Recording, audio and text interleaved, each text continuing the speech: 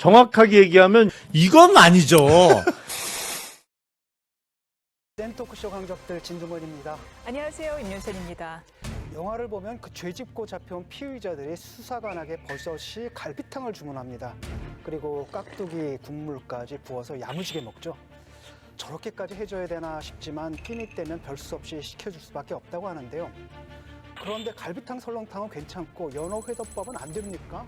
10,000원짜리 회덮밥이 연어 회로 둔갑했고 청담동 술자리를 연상케 하는 연어 술파티로 불렸습니다. 도대체 무슨 일이 있었던 건지 오늘 강적들에서 들여다보겠습니다. 법에 따라서 해야 되지 않겠습니까? 왜 국회가 법을 안 지킵니까? 연어 술파티도 없었다. 외부 음식 반입도 없었다. 직접 시연하도록 하겠습니다. 생수병이 다 차지 않자 소주 한 병을 추가로 샀다는 겁니다. 명백하지 않습니까? 이게 왜 문제가 됐는지 자체가 아니 근데 납득이 일단 그걸 왜 갖고 들어갔겠어요? 이유가 있었을까 아니냐라는 게 근본적인 의문이죠. 그러니까 그 소주하고 연어 먹여가지고 자백을 받을 수 있으면 초임 검사에서 바로 총장이 됐을 수도 있어요, 진짜. 예상 것이지 청와대와는 관련성이 전혀 없습니다. 최종 책임은 당대표인 저에게 있습니다. 바지 PT 뭐가 작업 들어오는 것 같은데? 작업 들어온다고 넘어가고 그러면 안 돼요. 농담으로 말씀하셨습니까? 대통령은 빠져. 라는 식으로 지금 만들어 놓은 겁니다. 이대로 가다가는 이 이재명 대통령하고 정청래 대표하고 충돌이 벌어질 것 같은데 어느 쪽에 줄을 서야 됩니까? 왜 저한테 물어보세요? 어느 쪽에 줄을 서실 생각이십니까? 오늘 저희와 함께할 분들 소개하겠습니다. 금태섭 전 의원, 민주당 김용남 전 의원, 국민의힘 김웅 전 의원, 그리고 김교환 전 CBS 논설실장 모시고 이야기 나누겠습니다. 어서 오세요. 네, 안녕하세요. 그러니까 안녕하십니까.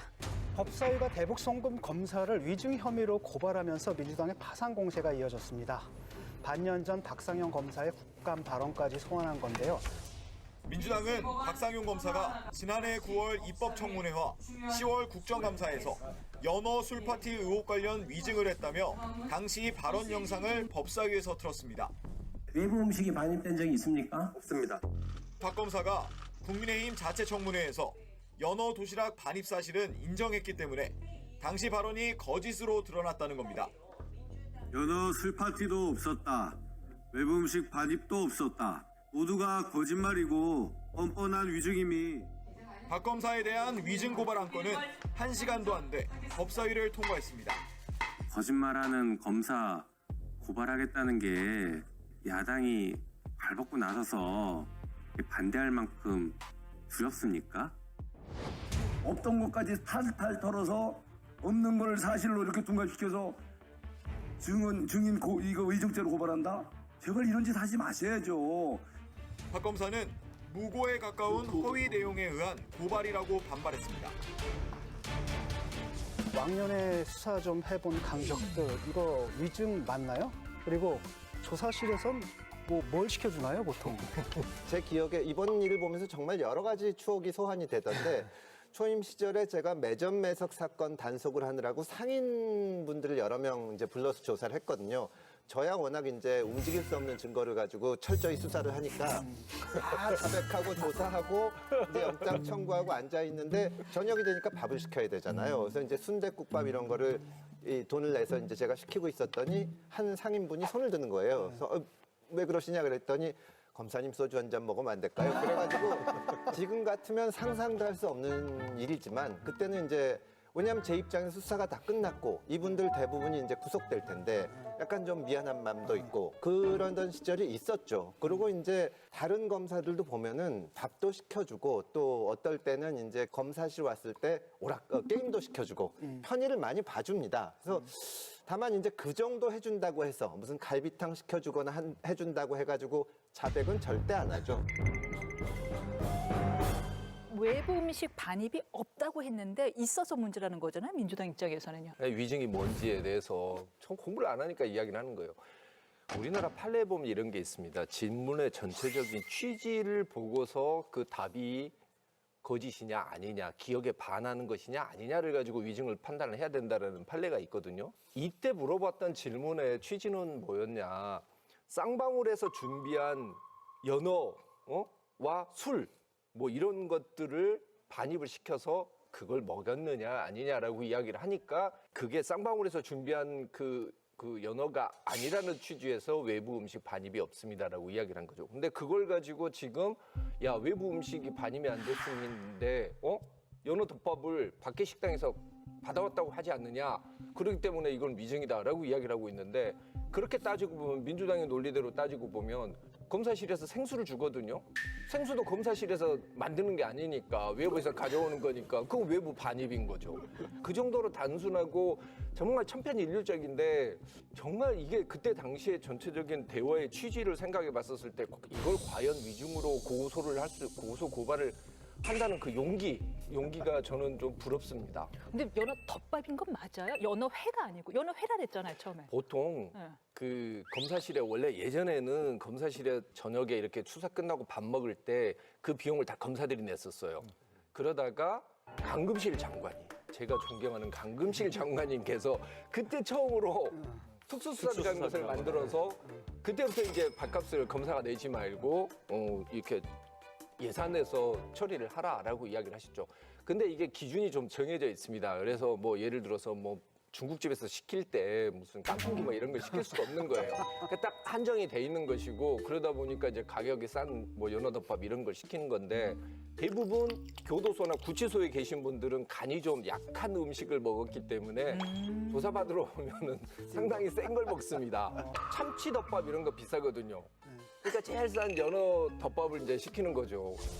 교도소와 협의해서 전원 동일하게 10,000원 상당의 공식 도시락을 저희가 제공할 수 있게 되어 있습니다. 아주 그 일상적인 도시락이고 실제로 그 전에 시켜드렸던 갈비탕이나 설렁탕이 연어 덮밥보다는 더 비쌌습니다. 그것을 먹고 이것을 자백했다는 것은 전혀 상식에 맞지 않습니다. 그러니까 민주당은 대략 2만 원 언더에서 이렇게 주면은 그거 먹고 어떤 진술이도 할 수 있는 사람들이구나라고 생각하는 거죠, 뭐. 참. 근데 이게 처음부터 연어 회덮밥 뭐 네. 이 얘기가 나왔던 건 아니고 KH그룹이라고 거기 관계자 중에 조경식이라는 사람이 강남의 모 일식집에서 1인분에 25만 원 정도 하는 연어 초밥 뭐 초밥 중에 연어도 있었겠죠. 뭐 이게 이제 들어갔다라고 자기가 그걸 봤다라고 주장을 하면서 논란이 됐던 것이고 25만 원짜리. 1인분에 뭐 대략 20만 원에서 25만 원 정도 한다고 했고 본인을 KH그룹 부회장이라고 주장하는 조경식 씨는 지난해 국회 법사위에 나와 연어 술파티를 목격했다고 주장했습니다. 양이 수십 인분에 달했다며 서울 강남에서 수원까지 가져왔다는 주장도 했습니다. 그 다음엔 25인분, 68인분 왜 이렇게 됐는지 이야기해 주십시오. 주변에 인물들이 많았습니다. 주변의 인물이요? 이걸 피해야 될 분들이. 이 회도시락은 어디에서 주문하는 겁니까? 강남에라는 횟집이 있습니다. 하지만 사실이 아니었습니다. 법무부는 지난해 9월 특별점검에서 조 씨가 다른 범죄 혐의로 복역 중이었고 해당 기간 수원구치소나 수원지검에 간 적이 없다며 거짓 주장이란 결론을 냈습니다. 사개 구범, 절도, 약물 취득, 변호사법 위반, 범죄자들을 국회로 불러서 국회의 품격을 스스로 무너뜨리는 이런 민주당은 오는 14일 국정조사 청문회에 조 씨를 증인으로 채택했습니다. 국회 법사위원인 국민의힘 주진우 의원은 위증을 알면서도 계속 시킨다면 위증 교사죄라고 지적했습니다. 경영 여건이 너무나 그리고 수원지검 주변 편의점에서 소주 4병인가를 산 영수증도 나왔고 그래서 고급 연어 초밥과 소주가 들어갔던 거 아니냐 이게 논란이 된 것이고 근데 갑자기 요새 최근에 연어 회덮밥 얘기를 해서 저도 사실 좀 헷갈려요. 이게 처음에 뭐 25만 원짜리 초밥 얘기하다가 이게 10,000몇천 원짜리 회덮밥을 얘기하니까 뭐가 뭔지 모르겠는데 하여튼 석연치 않은 영수증은 지금 이미 나와 있단 말이죠.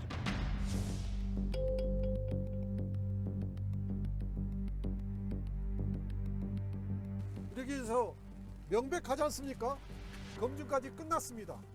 그러니까 이 한 장짜리 영수증을 가지고 모든 진실을 뒤바꾸려고 하는 겁니다. 확인해 보니까 황당한 주장입니다. 예, 이상입니다. 다시 타임라인을 돌려보면은 2023년 5월 17일에 술을 샀다. 쌍방울 관계자가 술을 산 건 영수증으로 나왔어요. 그리고 이화영 부지사가 처음으로 검찰에 그동안은 나는 방북에 대해서 난 모릅니다. 쌍방울이 알아서 한 겁니다. 하다가 저도 알고 있었고 사실은 이 지사에게 보고했습니다라는 첫 진술이 나온 게 5월 19일이었어요. 그래서 민주당은 그게 술 때문이다라고 주장을 하지만 중요한 것은 무엇이냐. 5월 18일에 국정원 압수수색을 통해서 자료가 왔습니다. 그리고 국정원 자료는 판결문에서도 이화영 부지사에게 매우 불리하게 쓰였습니다. 사실은 그것이 서민석 변호사가 우리에게 유리한 증거라고 생각하고 자료를 요청해서 받아봤더니 외려 이화영 부지사 쪽에 불리한 증거였단 말이에요. 그리고 5월 19일에 그 진술이 나온 거예요. 그래서 설주환 변호사 같은 경우는 외려 사실은 국정원 때문에 국정원 자료 때문에 진술이 바뀐 것 같다라고 추론하더라고요. 아니 근데 그거는 조금 논란이 있습니다. 네. 근데 그때 사실 쌍방울의 대북 송금과 관련해서 국정원에서 작성된 자료는 63건인가? 뭐 60건이 좀 넘게 있었다고 해요. 근데 국정원에서 보내온 자료는 그중에 극히 일부인 13건만 보내온 건데 그 13건은 뭐 쌍방울이나 이화영 전 부지사에게 불리한 내용이 있었던 건 맞는데 나머지 국정원에서 보내지 않았던 50여 건에는 정반대의 내용도 들어 있었어요.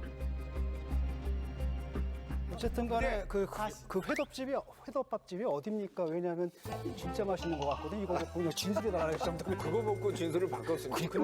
근데 지금 중요한 게 뭐냐면은 지금 민주당 측에서 이야기하고 있는 거 있죠. 예를 들면 박상용 검사에 대한 탄핵소추 청문회나 국정감사, 또 법무부에서 특별 점검했던 거, 그다음에 지금 무슨 뭐 서울고검에서 TF 만들었던 거, 여기에서 지금 결론 나오는 게 다 달라요. 처음에는 6월 18일이라고 그랬어요. 그러다 6월 30일이 됐다, 5월 29일이 됐다, 6월 19일이 됐다, 5월 6일이 됐다. 이게 뭐 무슨 5일장도 아니고 매번 이렇게 날이 바뀌는 건지. 그것만 되는 게 아니에요. 처음에 뭐냐, 이 술파티 소요 시간이 2시간이었다 그랬어요. 근데 민주당이 주장하는 가장 중요한 그 영수증, 그 시간하고 설주환 변호사가 들어간 시간하고 차이는 23분밖에 안 됩니다. 그럼 23분 동안에 소주를 사가지고 들고 들어가서 그 술을 먹인 다음에 그 짧은 순간에 자백을 받아낸 거예요. 가능한가라는 의문이 들고, 그래서 제가 최근에 법무부 고위 관계자를 좀 만났어요. 그래서 진짜 술 파티가 있었던 거냐 좀 물어봤어요. 근데 술 파티라는 단어 좀 쓰지 말라 그러더라고요. 이제 술 파티라는 용어 술자리라는 말을 썼으면 좋겠다고 그러더라고요. 그래서 정말로 이제 회덮밥이 들어가고 술이 들어갔냐 그랬더니 연어 초밥이 들어간 거는 맞다. 그 소주도 페트병으로 들어간 거는 맞다라고 얘기를 하더라고요. 그러니까 정황상 이 술 자리가 있었던 건 사실인데 문제는 그 이화영 씨가 그 진짜로 술을 마셨는지에 대한 진술이나 정황이 거의 없어요. 그러니까 이화영 씨 진술 자체가 오락가락하고 법원에서도 이화영이 술을 마셨는지 그런 회유를 받았는지 술자리가 있었는지 자체에 의구심이 든다라고 법원 판결문에 적혀 있거든요. 그러니까 이걸 단정하기가 굉장히 어려운 상황입니다, 지금. 아니 근데 문제는 뭐냐 하면은 지금 민주당에서 문제를 삼는 게 왜 피의자 조사하다가 술을 먹이냐 혹은 또 외부 음식을 먹이냐 이런 규정 위반을 문제 삼는 게 아니라 술이나 연어를 먹고 이렇게 진술 연습을 했다는 거잖아요. 그래서 지금 이 사건의 증거가 된 진술이 전부 짠 거고 검찰에서 회유 강요한 거다. 그거를 인정할 증거는 전혀 없는 거예요. 사실은 아까 김용남 의원님께서 뭐 이게 처음에는 연어회라고 했다가 연어덮밥이라고 했다가 하는 게 연어회인지 연어덮밥인지 소주를 먹었더라도 이렇게 다 내놓고 그냥 진짜 우리 어떻게 진술할까 하는 건지는 정말로 중요합니다. 사실은 민주당에서 어떻게 됐는지 혐의를 얘기를 해줘야 돼요. 앉아서 검사가 얘기를 했는지 아니면 정말 쌍방울의 김성태 측에서 우리 다 함께 살아야 되니까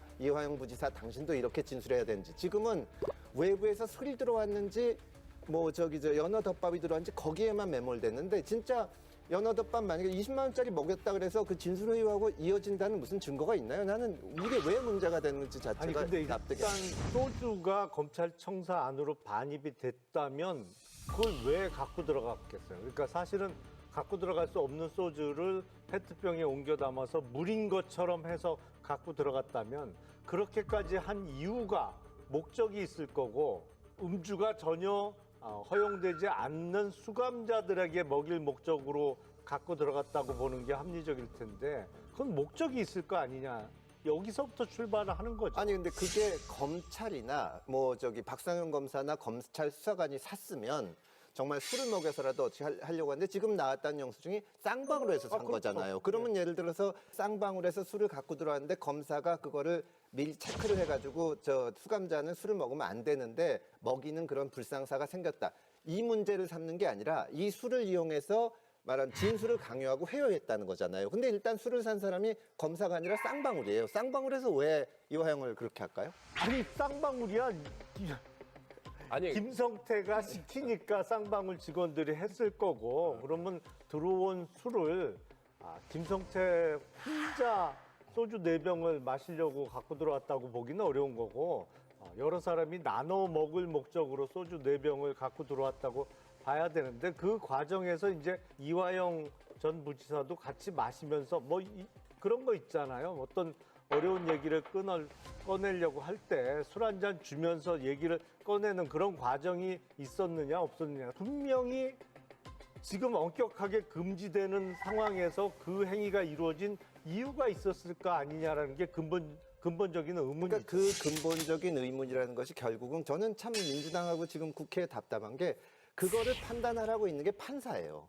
그건 우리가 판단하면 안 되는 겁니다. 우리가 여기서 술이 들어갔으니까 이거 진술이 왜곡됐을 거다. 혹은 뭐 소주 한 잔 먹는다고 바뀌냐. 그냥 평을 할 수는 있지만 이게 이미 재판 과정에서 여러 차례 이화영 부지사가 그런 주장을 했고 이게 유죄로 법원에서 이 진술이 왜곡됐다는 게 없고 그리고 이화영 부지사 진술은 사실 증거로 쓰이지도 않았어요. 다른 증거를 통해서 유죄가 확정이 됐는데 지금 이거를 하고 있으니까 민주당에서 사심을 하려는 건가 대법원보다도 자기네들이 위에서 이거를 하려는 건가 이게 결국은 사법부의 독립을 흔드는 거 아닌가 그런 비판을 받는 거예요.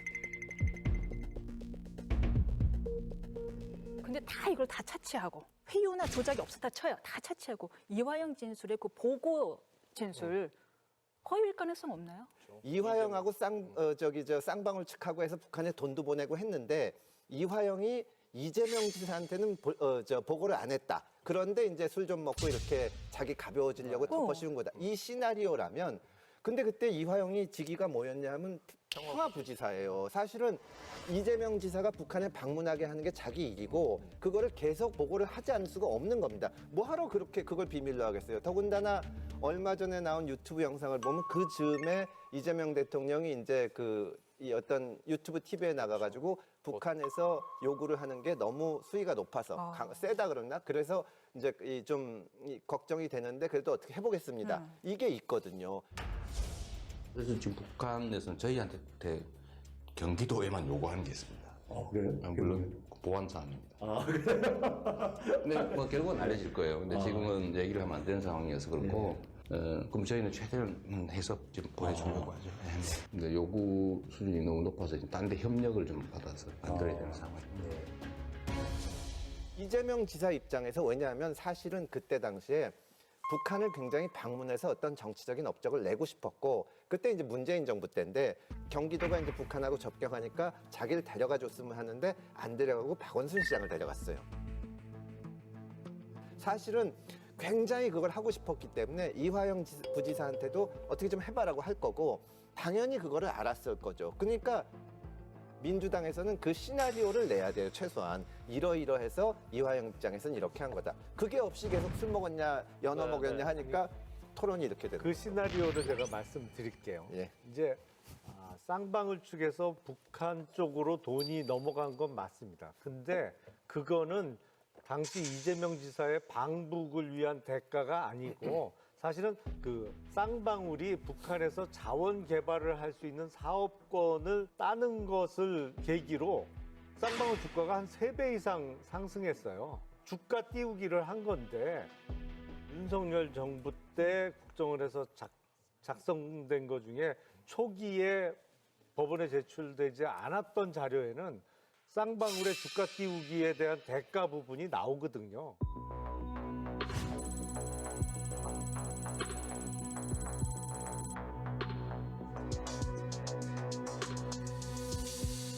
그러니까 좀 골라서 재판에 유리한, 그러니까 검찰 측에 유리한 자료만 초반에 10대 건이 넘어갔던 거예요. 도지사의 방북 대가가 아니고, 그러니까 거기서는 쌍방울에 주가를 띄우는 작업을 하는 과정에서 이화영 부지사가 개입됐을 수는 있겠습니다만 주가 띄우는 거하고 이재명 당시 지사하고는 상관이 없다는 거죠. 라고 법정에서 주장을 했죠. 주장을 했죠. 예, 이화영 측이랑 다 그 주장을 했는데 그 모든 주장이 다 깨졌습니다. 다 깨졌고 스마트팜 대가 500만 달러 그리고 이재명 지사의 방북 대가 300만 달러를 넘어간 건 다 사실이고 쌍방울 측에서 이화영 지사가 계속 요구를 해서 대신 대납한 것도 사실이고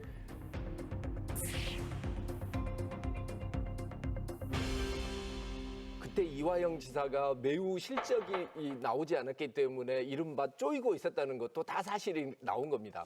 아니 법정에서 싸워야 되는 데서 다 지고 난 다음에 나와서 그냥 국회에서 와서 국회의원들이 그 이야기를 다시 반복하면서 이게 사실이라고 우기는 게 그럼 상권 분립을 왜 해요? 패널 분들께서는 술자리가 중요한 게 아니라고 말씀하셨지만 저는 굉장히 인상적인 장면을 봤거든요. 민주당의 그 특위위원들이 수원지검 인근 편의점에서 500ml 생수병에 소주를 나눠 담는 시연을 했더라고요. 국정조사책위 소속 민주당 의원들이 수원지검 앞 한 편의점에 들어갑니다. 담배 하나 잠시 뒤 생수와 소주, 담배를 사갖고 나옵니다. 생수 3병을 비우고 빈 병에 소주 4병을 채웁니다. 이 3병이 안 차는 거예요.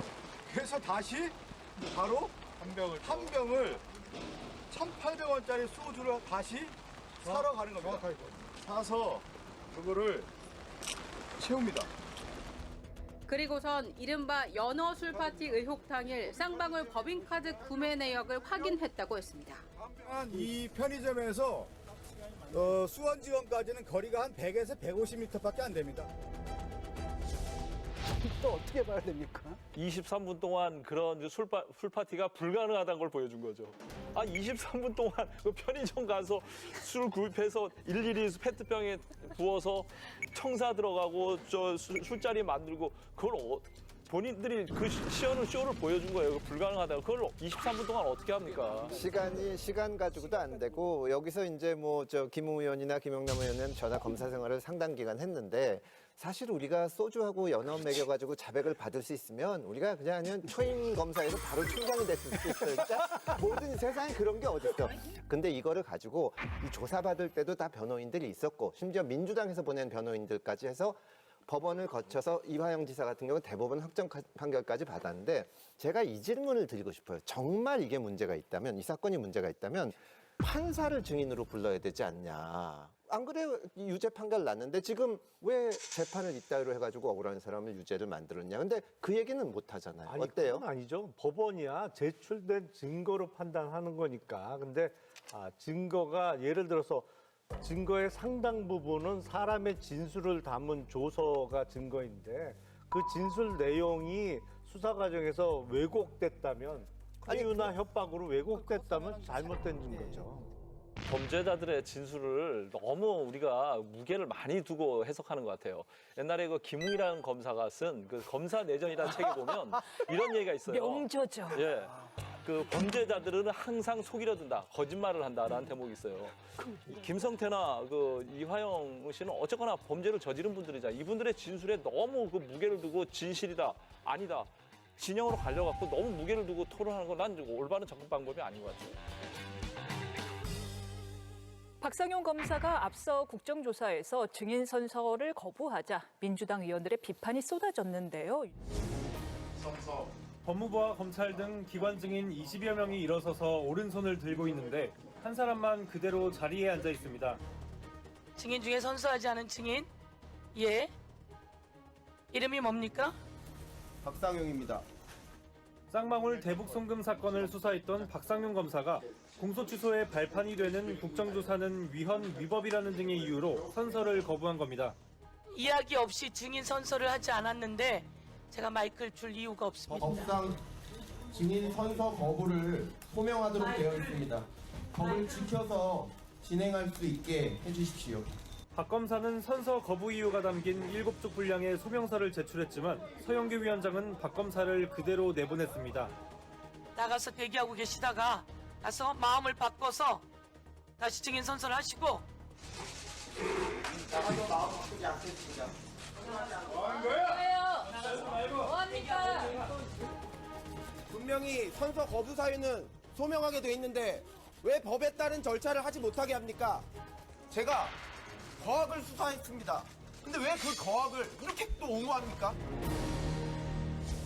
물론 자기가 증언을 함으로 인해서 선서를 하고 증언을 함으로 인해서 본인이 형사적인 책임을 질 수 있을 때 거부를 할 수 있는 건데 일단 검사가 선서 거부하는 것 자체가 진실에 대한 자신이 없구나 이렇게 받아들여지잖아요. 그래서 정말로 박상용 검사가 거짓말하는 게 아니라면 본인이 진실만을 얘기한다고 하면 거기서 선서에 동참을 하고 국회 증언을 했어야 되지 않나 싶어요.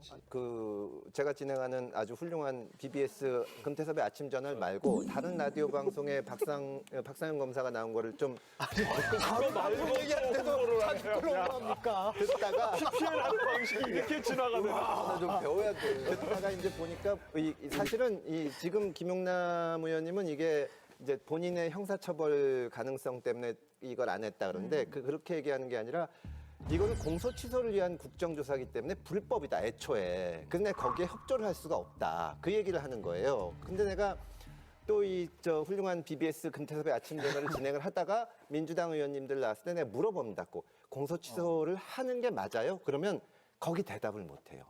공소 취소를 하려는 겁니까? 안 하려는 겁니까? 국정조사를 통해서 공소 취소를 하려는 거는 박상용 검사 시각으로는 불법인 것이고 불법이기 때문에 협조를 못 하겠다는 건데 민주당에서 이거는 검찰의 어떤 잘못된 수사 행태를 우리가 살펴보기 위한 것이겠지 이 확정된 판결을 뒤집으려는 건 아니고 또 공소 취소하려는 건 아니다라는 거를 명확하게 안 하고 있잖아요. 이렇게 하겠습니다.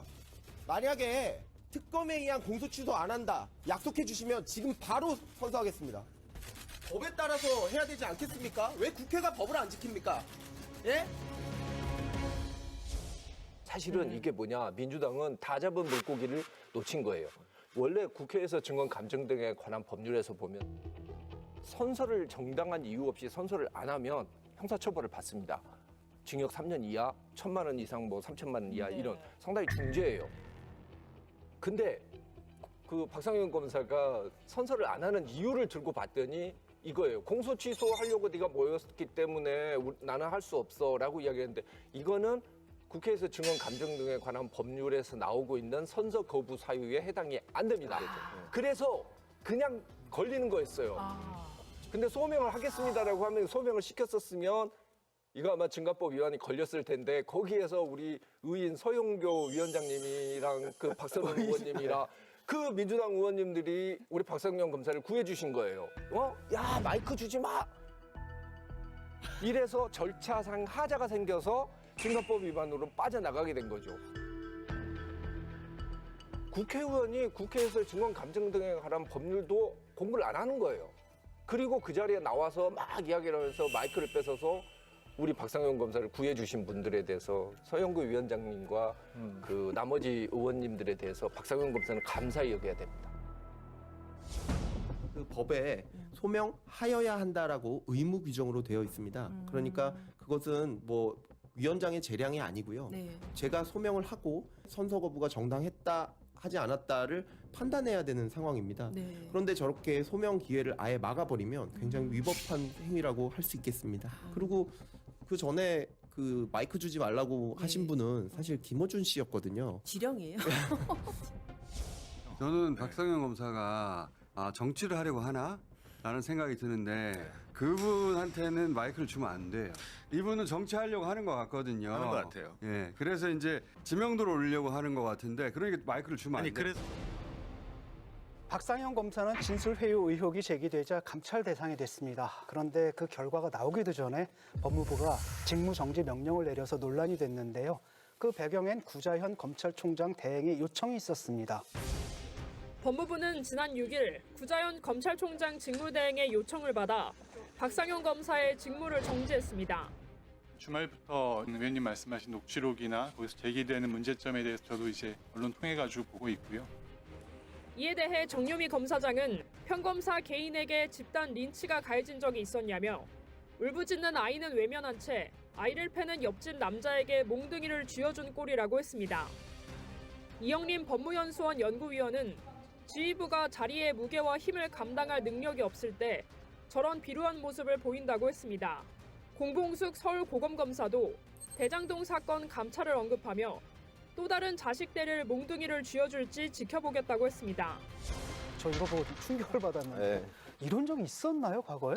그 조직에서 정말 이런 적이 없고 이제 검찰이 없어진 때가 되니까 별의별 일이 다 생긴다는 생각이 듭니다. 사실은 박상용 검사가 그 당시에 부부장인가 평검사인가 뭐 이랬거든요. 이 대북송금 수사에서도 뭐 부장, 차장, 검사장 다들 있는데 지금 일체 말을 안 하고 있는 거예요. 이 박상용 검사에 대해서 9개월인가 감찰 절차가 진행이 되는데 아직도 결론이 안 났어요.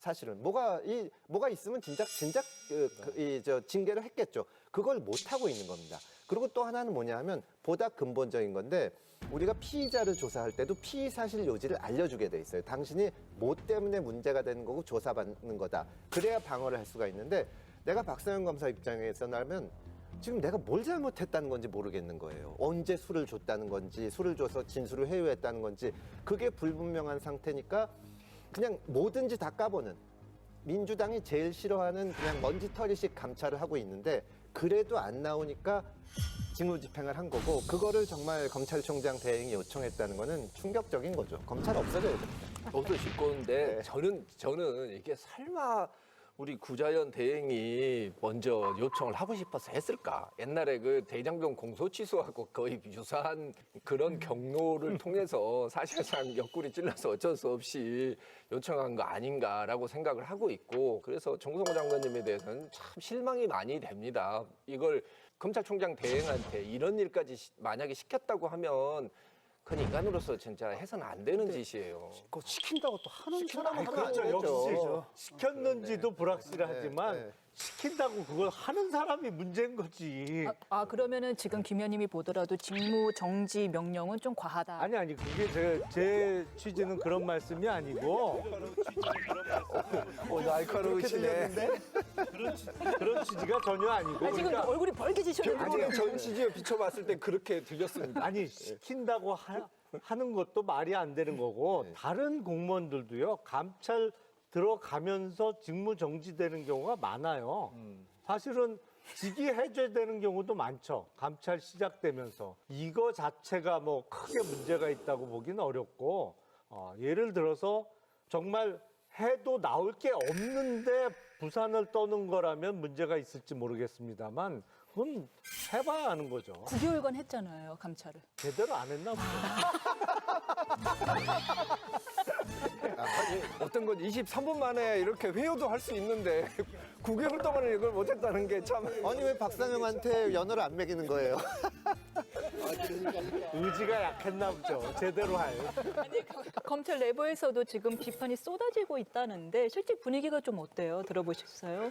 후배들하고 이야기를 하면서 이게 뭐냐면 이게 현실인가 싶은 거죠. 그러니까 이게 지금 하고 있는 게 너무 지나치게 하다 보니까 이제 우리는 어떤 생각이 드냐면 민주당에서 짜고서 박상용 검사를 정말 크게 한번 쓰려고 하는 거 아니냐.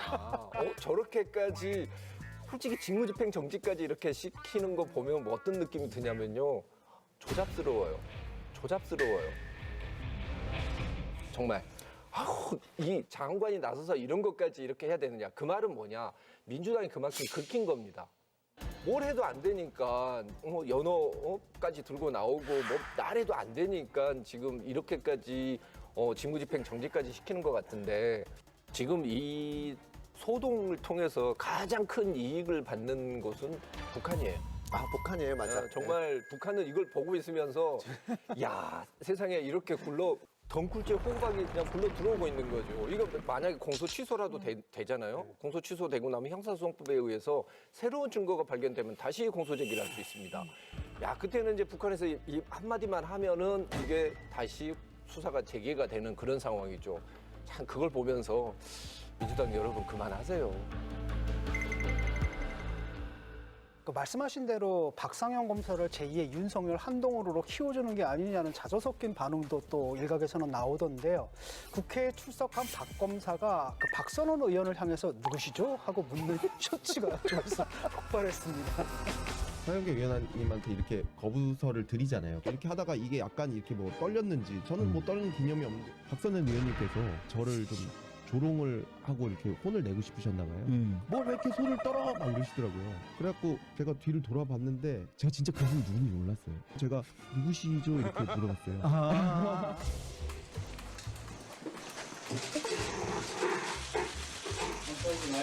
왜냐면 절차니까 사람은 왜 내가 시켜 손 들고 그래? 왜냐면 절차니까 사람은 왜 내가 시켜 손 들고 그래?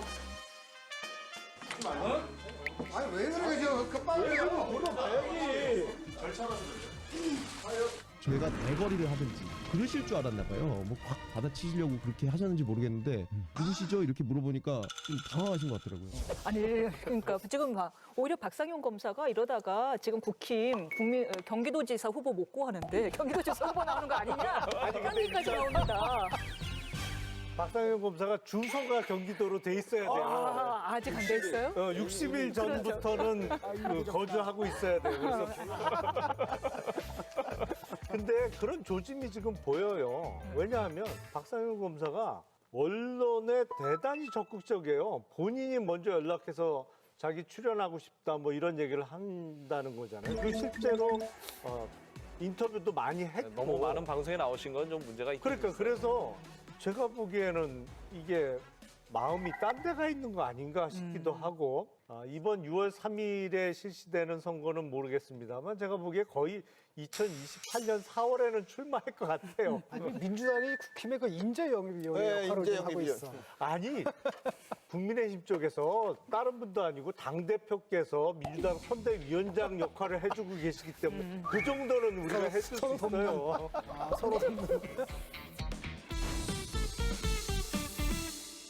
이런 가운데 종합특검이 시작도 하기 전에 초대형 국정농단이 의심되는 사건이라고 이 사건을 규정해서 논란이 되고 있는데요. 심지어 특검본은 김어준 씨 방송에 출연했습니다.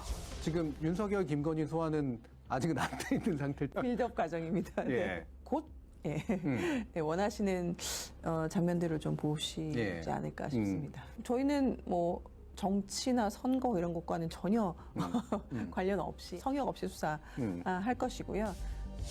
그러니까 검찰의 가장 나쁜 모습이 정치 검찰이잖아요. 저는 실질적으로 보면은 이재명 정부와 지금 민주당만큼 검찰을 사랑하는 데가 어딨나. 다만 이름을 바꿔서 옛날에 검찰 특수부가 하던 거를 특검이라는 이름으로 하고 있는데 거기 다 중추를 구성하고 있는 게 검사들이거든요. 아니면 변호사 하다가 들어온 분들인데 지금 언론 하는 것을 보면 가장 정치적인 정치 검찰의 역할을 특검이 하고 있다. 그렇게 생각을 합니다. 제가 봐도 그거는 부적절해 보여요. 왜냐하면 특검이나 뭐 수사기관이 수사 결과 이른바 중간 브리핑은 할 수 있습니다.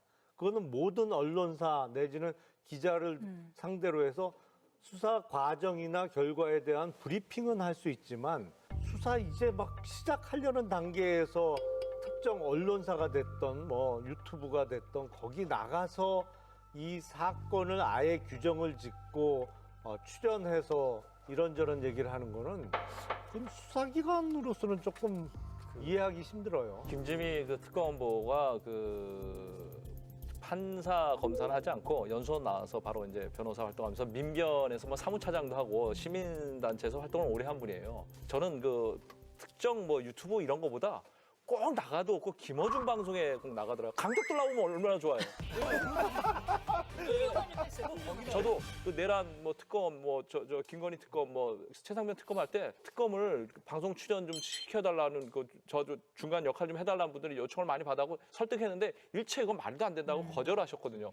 전에 어떤 특검도 이렇게 그 수사 중인 상황에서 특정 방송 매체에 나와서 수사 대상과 수사 상황을 브리핑한 건 전 본 적이 없습니다. 그리고 수사 상황도 아니에요. 결론을 이야기하고 있는 거예요. 우리는 이렇게 결론 무조건 낼 거야라고 이야기를 하고 나오고 있고 그 강한 메시지를 남긴 겁니다. 여러분 저는 이렇게 결론을 낼 거예요. 여러분이 사랑하고 좋아해 주세요, 저를. 이렇게밖에 보이지 않습니다. 그리고 초대형 국정농단이라고 주장하는 것 중에 이유가 그거죠. 당시 대통령실에도 보고가 됐고 대통령이 뭐 지시를 내렸다 이런 건데, 그래서 만약에 수사가 된 게 만약 국정농단이라고 하면 대장동 수사를 철저하고 신속하게 하라고 지시한 사람이 문재인 대통령입니다. 그럼 문재인 대통령도 초대형 국정농단을 한 것이 되는 거죠. 그리고 이재명 대통령이 관복권 띠지 수사해라, 그리고 백혜령 그 경찰관이 뭐 주장하는 마약 그 사건 그것도 엄정 수사를 하라고 막 지시를 했잖아요. 다 그게 사실이 아닌 걸로 지금 드러났지 않습니까? 그럼 이것도 나중에 정권 바뀌고 나면 초대형 국정농단으로 이걸 수사를 해야 되는 거냐? 아니잖아요. 저는 이게 국정농단이라고 하면 그럼 대통령이 이 부분에 대해서 수사하라고 이야기한 것만 해도 다 이게 국정농단이 된다는 것인지 참 이해가 안 됩니다. 월드컵 대회가 그 실력을 테스트하는 데가 아니라 지금 입증해야 되는 대회인 것처럼 종합특검도 지금 수사 초기가 아니에요. 2월 25일 날 특검 현판시켜가지고 지금 한 45일 정도 됐는데 지금 한 명도 소환조사한 사람이 없는 걸로 알고 있고 영장 청구도 없는 걸로 알고 있어요. 그런데 연습 스윙만 계속하면서 언론 플레이만 하고 있는 거예요. 특검보가 특정 매체 나와가지고 수사 대상, 수사 상황 설명하고 이게 이런 황당한 일이 어디 있습니까? 가시적인 성과가 없어서 초조한 건가요? 제가 듣자니 지금 종합특검 사무실 앞에 기자들이 없대요. 가지 않는데요. 그러니까 취재할 게 없다 이거잖아요. 아니 뭐 그래서 기자를 찾아왔나? 찾아가는 서비스. 지방선거를 50여일 앞두고 여권에서도 내부 균열이 짙어지는 양상입니다. 민주당이 대통령 마케팅 자제령을 내리면서 청와대 요청이라고 밝혔다는 보도에 대해서 대통령이 사실이 아니라고 선을 그었는데요. 나아가서 발언자 색출 지시를 내려 파장이 일고 있습니다. 대통령이 조금 화가 난 것 같아요. 민주당 조승래 사무총장 명의로 전국 시도당에 내려진 공문입니다. 경선 중 이재명 대통령의 취임 전 사진 영상을 후보 개인 홍보에 활용하는 것을 금지한다며 강력한 조치가 발생할 수 있다는 경고도 담겼습니다. 대통령 취임 전 영상이라도 당무 개입 의혹과 함께 정치적 중립 위반 소지가 있을 수 있다는 이유를 들었습니다. 무슨 일이 벌어지고 있는 건가요, 지금? 아니 근데 이거는 대통령이 화가 날만 하죠. 사실은 지난 2018년 지방선거, 2020년 총선을 생각해 보세요. 그때는 전국의 민주당 후보들이 다 당시 문재인 대통령의 얼굴이 그냥 다 도배가 됐었어요. 근데 이번 지방선거에는 이재명 대통령 취임 이후에 찍은 사진만 쓰라고 했던 거잖아요. 그거 갖고 있는 후보가 몇 명이나 되겠어요, 솔직히. 다 당 대표 시절 내지는 뭐 대선 후보 시절에 찍은 사진들이 대부분인데 갑자기 당에서 이런 지시를 내리니까 후보들도 황당했지만 대통령 입장에서도 화가 나는 건 너무나도 자연스러운 것 같아요. 대통령실 주변에서도 아니 정청래 대표가 어떻게 당대표가 되냐. 이재명이 정청래다. 정청래가 이재명이다. 이재명 파리하고 대통령 대놓고 자기는 그렇게 해서 저희 당대표에 대놓고 다른 사람은 못 쓰게 하고 이제 와서 그러고 이게 너무 속보이는 거 아니냐라고 굉장히 불쾌해하는 거죠. 그 청와대 관계자는 누구예요? 색출됐어요? 뭐 색출 지시만 내렸죠. 아시잖아요. 알고 계시는구만. 이렇게 생각하시면 돼요. 청와대 고위 관계자가 그 이 대통령이 그 대통령 신부로 선거에 개입하는 듯한 모습이 유포되는 것은 안 된다라고 거에서 색출 지시를 내렸다 하는데 언론들이 보통 기사를 쓸 때 청와대 한 관계자 그러면 대략 한 3급 행정관급, 핵심 관계자 그러면 비서관급, 고위 관계자 하면 수석 실장급 정도로 보시면 되는데 이번에 고위 관계자라고 했잖아요. 그러면 수석. 고위 관계자라고 하면 이런 얘기를 할 수 있는 사람은 3명으로 압축이 됩니다. 예. 누구? 강훈식 비서실장, 예. 홍익표 정무수석, 이규현 홍보수석. 이 세 사람 중에 하나라는 얘기만 저는 말씀을 드리겠습니다. 근데 이거 연어 덮밥을 좀 사드려야 말씀을 하셨구나. 연어 덮밥 좀 보내주세요. 너무 궁금한데. 당에서야 이제 뭐 이재명 대통령하고 친명 친청 갈등이 있으니까 대통령 쓰지 마라 뭐 이럴 수는 있지만 만약에 그 세 분 중에 하나라면 청와대 고위 관계자가 왜 그런 얘기를 했을까요? 그럼 요 표현은요? 당무 개입, 정치적 중립 위반 우려가 있어서라는 요 표현에 청와대가 더 분노했다고 들었는데요. 그러니까 이게 대통령이 먼저 나서서 저와 같이 일할 사람은 뭐 A 후보입니다 이런 이야기했으면 당무 개입이 되겠죠. 근데 후보들이 나와서 내가 대통령하고 사진 찍었다. 그게 대통령한테 무슨 정치적 중립성 위반이 되고 당무 개입이 되겠습니까? 전혀 그게 아닌 거예요. 그러니까 대통령실에서는 옛날에 정말 옛날에 지금 나하고 관계도 없었는데 그때 그 자료를 가지고 마치 대통령과 친분이 있는 것처럼 유권자를 속이면 안 되지 않느냐.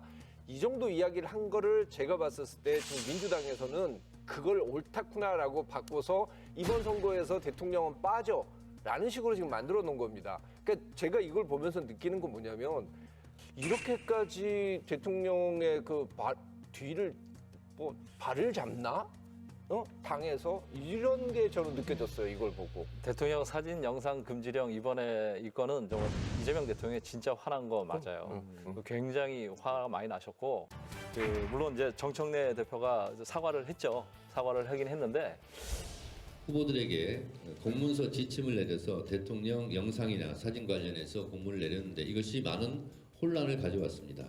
원래는 대통령께 누를 끼치지 않으려고 보냈는데 오히려 그것이 반대로 대통령께 누를 끼친 부분이 많이 있습니다. 그래서 이것은 당내 문제이고 그래서 당대표로서 대통령께 결과적으로 누를 끼쳐 드린 점에 대해서 당대표로서 사과드리고 그 대통령실은 번번이 자꾸 이런 게 반복이 되니까 그 대통령에 대한 존중이 너무 없다고 생각을 하는 것 같아요. 정청래 대표가 이재명 대통령보다 정치 경력 훨씬 높고 중앙정치에서 사선이고 이재명 대통령 고작 국회 생활 해봐야 2년밖에 못했고 그러니까 형점회라는 말 아세요? 형점회라는 말 아세요? 야구 팬들은 다 아는 인터넷에 검색하면 다 뜨는 용어예요. 이게 뭐냐면 그 메이저리그 출신 그 유명한 타자가 있어요. 이분이 한국에 와서 야구를 하는데 잘 안 맞으니까 자꾸 고민을 하니까 이승엽 선수가 대타자잖아요. 가서 조언을 해준 거예요. 이렇게 바꿔봐라. 그러니까 뭐라 그러냐면 형, 저 메이저리그 출신이에요. 그게 형점이에요. 그게 형점이에요. 그게 뭐냐면 정청래 대표는 항상 그 이재명 대통령보다 자기가 정치적 판단이나 감각이나 판단이 더 위라고 생각하는 것 같아요. 그러니까 존중을 하지 않는 거죠. 그러니까 대통령실에서 불쾌해하는 게 뭐냐면 정청래 대표가 대통령의 생각을 왜 자기 마음대로 전하느냐. 그리고 평가하고 해석까지 하잖아요. 그러니까 이런 것들이 대통령에 대한 존중이 없다고 판단하는 거예요. 그것도요. 지금 북고갑 하정우 수석의 차출 얘기도 대통령께서는 여기 좀 있어서 열심히 했으면 작업에 좋겠다. 넘어가지 말라고 얘기했는데 작업에 넘어가지 말라고 얘기했는데 그리고 하지 PT 요새 이렇게 할 일이 많은데 누가 작업 들어오는 것 같던데? 작업 들어온다고 넘어가고 그러면 안 돼요. 할 일에 집중하겠습니다. 대통령께서 농담으로 당의 그런 요청에 넘어가지 말라. 이게 농담으로 말씀하셨습니까? 네. 그러면 저도 농담으로 말씀드리겠습니다. 얼마나 소중한 가치가 있는 분이면 당에서 요청을 하겠습니까? 그만큼 하정우 수석이 국민들에게 굉장히 희망과 미래 비전을 보여줄 적임자이기 때문에 대통령께서도 그렇게 말씀하신 것 같은데 당에서는 그만큼 더 필요한 인재다. 미래 비전을 보여줄 적임자라서 그렇게 말한 거라고. 농담으로. 이렇게 하면 대통령이 뭐가 돼요? 그러니까 진짜 근데 일각에서는 오히려 저 후보를 띄워주기 위해서 둘이서 뭐 약속 대련을 하는 거다 이런 얘기도 있는데 그건 아니에요. 짜고 치는 뭐 티티카카라고 얘기를 하는데 제가 보기에 이 통의 진심은 이번에 진짜 화난 거 맞고 하정우 수석의 출마도 원하지 않으신 걸로 알고 있어요. 근데 하정우 수석 같은 경우도 진짜 대통령 입장이 참 난감해진 게 이러다가 하정우 수석이 결과적으로 출마를 하게 되면 대통령은 넘어가지 말라 그랬는데 정청래 대표가 계속 얘기해가지고 내보낸 정청래의 공이 되는 것이고 안 나가면은 지금 선거가 급한데 대통령이 자기 사람 지키는 모양이 되니까 대통령 입장에서 굉장히 기분이 안 좋을 수밖에 없죠. 그래서 저는 이제 이 지방선거 끝나고 나면은 9월쯤에 정말로 이대로 가다가는 이 이재명 대통령하고 정청래 대표하고 충돌이 벌어질 것 같은데 어느 쪽에 줄을 서야 됩니까? 어느 쪽에 줄을 서야 됩니까? 알아서 하세요. 왜 저한테 물어보세요? 알아서 하세요. 왜 저한테 물어보세요? 어느 쪽에 줄을 서실 생각이십니까? 아니 민주당 서울시장 후보로 정원원 후보가 선출됐습니다. 삼선 현역 중진들을 꺾은 정 후보. 강적들은 어떻게 보세요? 이번에 이제 정원호 후보가 처음 나와가지고 정말 혜성처럼 등장을 했을 때 많은 사람들이 얘기한 게 서울시장 정도 되는 큰 물에 나오면 검증을 받을 것이다. 그다음에 이 큰 선거판에서 어떤 이 돌발 사태가 생길 때 잘 못 대처하면은 바로 무너질 수 있다. 그런 얘기들을 했는데 칸쿤 뭐 논란 또 이번에 저 여론조사 논란이 있을 때 이 대응하는 모습을 보면서 이 민주당이나 국민의힘 지지에 상관없이 아직 좀 뭔가 부족한 것 같다는 얘기들도 많이 나왔습니다. 그래서 국민의힘 입장에서는 좀 잘만 하면은 서울시장도 한번 해볼 만하다는 생각이 들 수도 있을 텐데 과연 거기까지 갈 수 있을지는 의문이네요. 근데 이번에 문제가 된 게 정원호 후보의 그 여론조사 재가공 논란이에요. 이거 선거법 위반으로 비화할 가능성은 어떻게 보십니까? 정원호 서울시장 예비후보 지지자 단체 대화방에 올라온 홍보물입니다. 민주당 지지층 내 후보 적합도라며 세계 여론조사에서 정 후보가 모두 50%를 넘었다는 내용이 담겼습니다. 하지만 실제 여론조사에서 정 후보 지지율은 홍보물과 모두 차이가 있습니다. 홍보물의 수치가 모름, 무응답을 제외하고 100분 1로 재환산한 것이기 때문인데 수치를 왜곡해서 지금 대량으로 유포하고 있어요. 엄중히 경고합니다. 쫓기는 마음에 급하실 수 있겠지만 명백히 선거법 위반이기 때문에 하지만 정 후보 측은 선거법이 금지하는 허위나 왜곡은 없으며 재환산을 표시했기 때문에 문제가 없다는 입장입니다. 법적으로 문제가 되나요? 장해찬 후보가 그 여론조사 재가공하고 자기 유리하게 발표했다가 그 대법원 확정 판결 받고 정치 활동 중지 당했어요. 그래서 피선거권 상실했습니다. 근데 그 장해찬 전 부원장하고는 조금 케이스가 다르긴 합니다. 이거는 그러니까 여론조사를 하면 모름 무응답을 빼고 후보들의 득표를 100분율로 다시 계산해서 한 것이거든요. 그리고 그 안내를 가로 안에 설명을 해놨어요. 그렇게 계산했다고. 그리고 당내 경선을 할 때 이런 방식으로 합니다. 그거는 국민의힘도 마찬가지예요. 그러니까 모름 무응답을 빼고 특정 후보를 지지한 사람들을 100으로 만들어서 환산하거든요. 그래서 저는 이게 선거법 위반이다 단정하기는 매우 어렵다고 생각해요. 이게 여론조사 전문가들하고 얘기해보면 김용남 의원님 의견과 다르게 좀 문제가 있다. 그리고 생각해보면 진짜 이걸 빼면 숫자가 완전히 달라져요. 근데 저는 이게 그렇다고 뭐 선거법 위반이다 아니다 제가 이 자리에서 딱 집어서 얘기는 안 하겠지만 제가 이 사건을 보고 정말 놀란 게 이 정도 홍보물을 내보낼 때는 선관위에 물어봅니다. 우리가 이렇게 하려고 하는데 괜찮냐. 그래서 선관위에서 오케이를 하고 선관위에서 이거 안 된다 그러면 안 해요. 근데 이번에 끝나고 나서 제가 진짜 이상하게 생각해 후보가 직접 나와서 해명을 했기 때문에 이제 책임을 면하기가 어려워졌고 그다음에 우리 쪽에도 뭐 법률 전문가들이 많다. 그러니까 우리가 알아서 했다는 거예요. 저는 대단히 위험한 모습이라 아마추어 같은 모습을 보였다. 이게 공직선거법 이제 96조에 이게 나오는데 선거에 관한 여론조사를 왜곡해서 공표하면 안 돼요. 그러니까 선거에 관련 여론조사는 허위로 한 것을 처벌하는 게 아니고 왜곡입니다. 왜곡은 허위 사실을 이야기하는 것보다 훨씬 더 넓어요.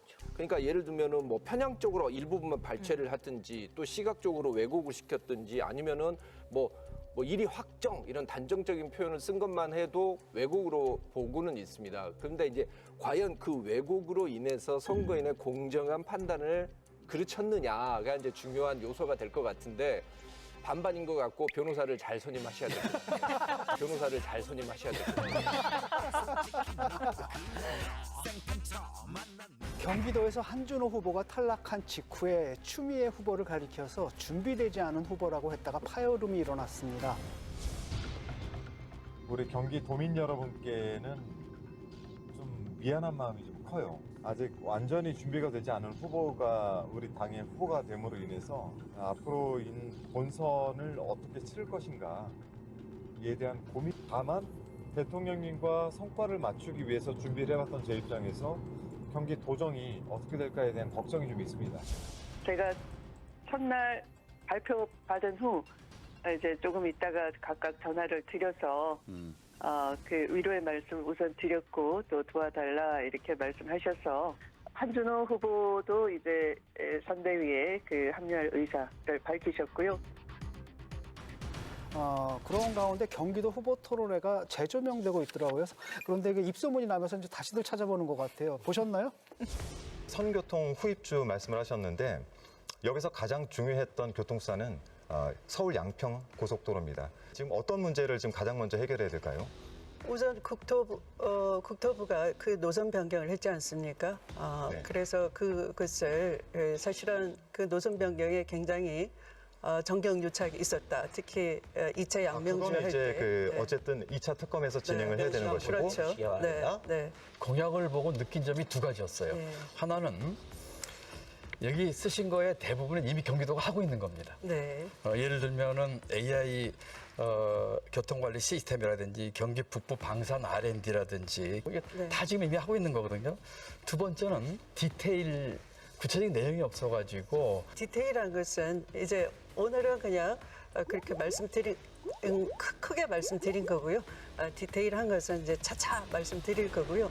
정말 한준호 후보 입장으로 봤었을 때는 정말 기가 막혔을 것 같기는 해요. 진짜 야 어떻게 이런 사람한테 내가 지는 수가 있느냐. 그리고 저 정도로 준비를 안 했는데도 불구하고 그게 선거에 영향을 미치지 않는다는 거에 대해서 깊은 자괴감을 느꼈을 것 같아요. 열심히 해도 소용없어. 네.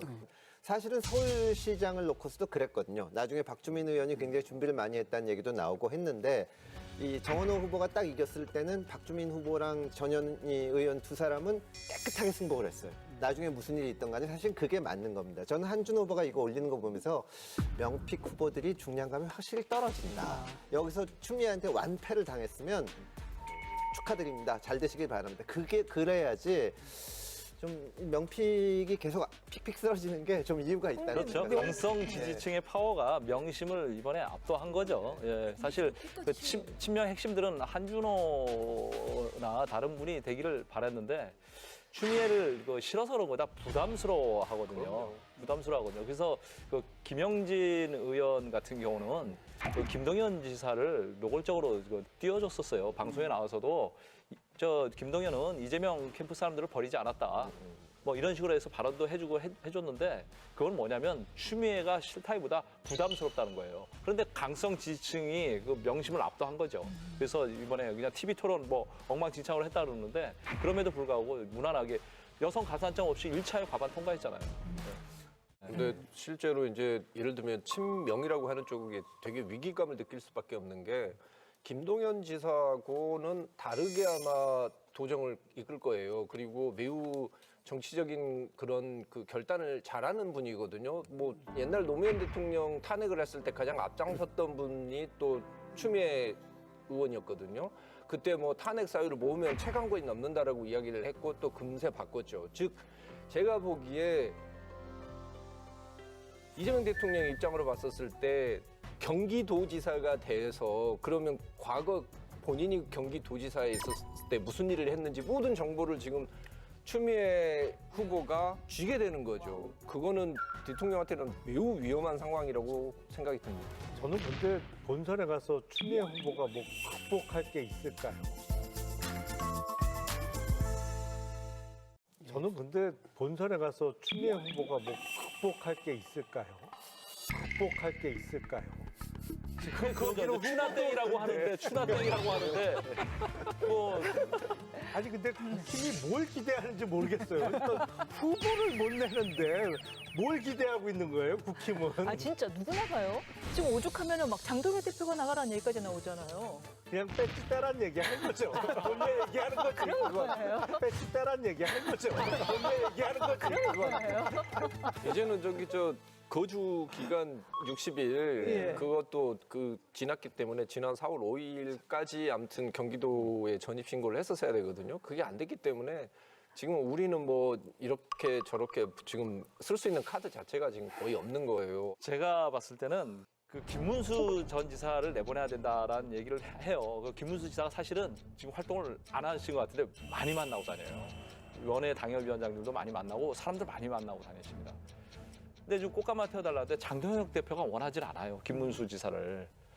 그리고 안철수 의원한테도 권하는 분위기인데 본인은 당권의 생각이 좀 있으신 거예요. 그러니까 지금 국힘에서는 경기도지사 네가 가라 하와이죠. 이런 분위기가 돼가지고 아무도 할 사람이 없어서 그냥 그야말로 지금 후보도 제대로 그냥 떠밀려가는 분위기로 그래서 그래서 미국 장동혁 가셨군요. 대표가 다음 주에 경기도지사 후보 수입하려고 미국 가는 그렇죠. 거죠. 네가 가라 미국. 하와이 들렀다 가시죠. 그래서 이제 이준석 대표가 근사한 사람을 하나 내서 당선 가능성 여부를 따라서 내가지고 이제 단일화 이벤트 같은 거를 해서 이번 지방선거에서 뭔가 인지도를 높이고 그거를 하려고 하는 게 국힘에서 워낙 역할을 못하고 이게 볼 게 없으니까 그런 여지가 생기는 거거든요. 그래서 여기저기 권유를 하고 다니는 걸로 제가 알고 있습니다. 아니 뭐 이준석 대표가 직접 나오시면 더 좋을 텐데. 근데 그럴 생각은 물론 없을 거고. 일찌감치 경기지사 출사표를 낸 국민의힘 양향자 최고위원이 장동혁 대표 면전에서 당 상황이 엽기적이라면서 거칠게 반발했습니다. 추가 공모를 앞두고 일부 당 지도부와 공관위에서 흘러나오는 말은 엽기적이고 기이하기 짝이 없습니다. 삼성 임원 출신 후보를 찾는답니다. 양향자는 삼성 임원이 아닌 어디 다른 데 임원이었습니까? 이런 패배주의와 비상식 때문에 정청래 따위에게 니들은 아예 후보도 내지 마라 이런 소리 듣는 겁니다. 김재원 최고위원하고 양향자 최고위원들이 나와서 자기 선거 이거는 정말 경우에도 없는 정말 말도 안 되는 이거 당 대표를 얼마나 우습게 알면 이렇게 정말 이거 바람직하지 않거든요. 그 월요일 날 그 인천에서 그 최고위원 회의 할 때 면전에서 뭐 윤상현 의원이라든가 인천 당협위원장들이 비상 체제가 필요하다고 막 이럴 때 얼굴이 좀 빨개져갖고 자리 박차고 화장실 간다고 나가버렸어요. 우리 당이 우리 후보들한테 힘이 되고 아니면 침이 되고 당이 중앙에 변하고 혁신한다는 비상 체제로의 전환을 솔직히 우리 후보자들이 원하고 있습니다. 아니 장동혁 대표의 그 유튜브 그래도 제일 야당의 유튜브인데 장 대표 어디가 구독자 수가 좀 민망할 정도더라고요. 참고로 김영남 TV가 23만 명이죠. 25만 명. 아니 근데 거기서 그렇게 뭐 찍어서 업로드를 하잖아요. 근데 주유소에서 주유 아르바이트 하는 걸 찍었던데. 어서 오십시오. 요즘 기름값 너무 많이 올랐죠? 많이 올랐어요. 느끼세요, 그냥 피부로? 아유, 서민들이야 뭐 당연히 느끼죠. 우리 대표님이 좀 열심히 해주셔야지. 아, 그러겠습니다. 저희 같은 사람들이 좀 편해요. 그러겠습니다. 제가 열심히 하겠습니다. 그래요, 예, 고맙습니다. 예. 고맙습니다. 네, 감사합니다. 또 찾아주십시오. 예. 그러니까 30분 한 것도 그렇지만 그 기름 넣은 사람, 넣으러 온 사람도 당 관계자잖아요. 그리고 더욱 결정적인 게 그 주유소가 셀프 주유소예요. 셀프 주유소예요. 아니 셀프 주유소 가서 주유 아르바이트를 하는 걸 찍으면 어쩌자는 거예요. 그러니까 너무 허술해요, 모든 게. 여러 가지 경우의 수가 계속 생기고 있습니다. 추미애 후보의 지역구 하남갑이 공석이 됐는데 그렇다면 조국 대표가 하남으로 갈 거라는 시나리오 얘기도 있습니다. 조국 대표는 현실적으로 출마 가능한 지역은 하남갑 내지는 평택을 정도 아닐까 싶어요. 아, 그래요? 북구는 이제 완전 제외된 거예요? 부산 북구요. 예. 거기는 어렵고 그 민주당이 만약에 정말 배려를 한다면 후보는 하남갑이든 어디든 내지만 막판에 후보 단일화를 통해서 이제 단일 후보로 만들어진다면 그게 일종의 가장 중요한 선거 연대가 될 거고. 근데 정청래 대표가 재보궐선거에서 민주당 후보를 다 낸다고 했죠. 그러면 사실은 민주당이나 국민의힘이나 양쪽 다 자신하기가 좀 어려운 데라서 민주당이랑 조국 대표랑 둘이 나오면 어렵습니다. 근데 이제 예전에 합당도 한다 그랬으니까 뭐 마지막 순간에 서로 협의를 해가지고 그게 오히려 이벤트가 될 수도 있을 텐데 지금으로선 쉬워 보이지는 않는 것 같습니다. 그러면 한동훈 전 대표 부산 북구갑 재보궐 출마는 어떻게 마음을 굳힌 걸로 보이나요? 이 정도 했으면 무조건 부산 북구갑에 출마해야 되는 거 아니에요? 이렇게까지 해놓고 출마 안 한다고? 이렇게라 하면? 아니 거기 가서 서병수 당협위원장도 만났지. 또 거기 시민들하고 사진도 찍고. 사직구장 가서 옷도 입고 롯데자이언트. 아니 그리고 뭐 집을 구하고 있다라는 얘기까지 나왔는데 이래놓고 다른 데 출마한다고 하면은 사람이 좀 모양이 우스워질 것 같은데요. 아니 근데 지금 이제 부산시장 선거가 정말 박빙이 되면 부산에서 뭔가 같은 뭐 이벤트라도 해야 될 거면은 사실 지금 서병수 지역위원장이 이제 거의 부산시장 두시내고 원로기도 하지만 그 지역에 있기 때문에 예를 들어서 지금 출마하려고 하는 박민식 의원에 대해서 과거에 여기를 떠나지 않았냐 이런 식으로 막을 수가 있단 말이에요. 그런 식으로 해가지고 좀 공천을 못하게 하는 움직임도 있을 수 있을까요? 국민의힘에서? 서병수 전 시장님이 저기 못할 말을 하신 거죠. 한동훈 전 대표의 생각인지 몰라도 아니 한동훈이 국가변 나오면 국민의힘 후보 내지 말라. 이게 할 말입니까?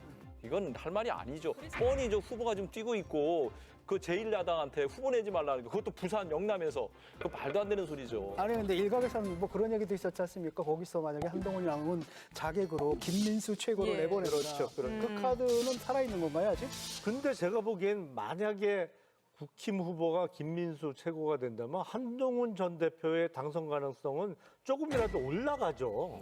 오히려. 그러니까 항상 계산을 그렇게 하니까 국힘이 선거 망하는 거예요. 근데 그럼에도 불구하고 어쨌든 삼자 대결이 되면 한동훈 대표한테 그렇게 유리한 구도는 아니잖아요. 그렇죠. 물론 너 죽고 나 죽자 하는 거지. 예. 누가 1등이냐만 남는 거지. 나머지는 다 죽는 거지. 센터크쇼 강적들. 저희는 다음 주에 뵙겠습니다.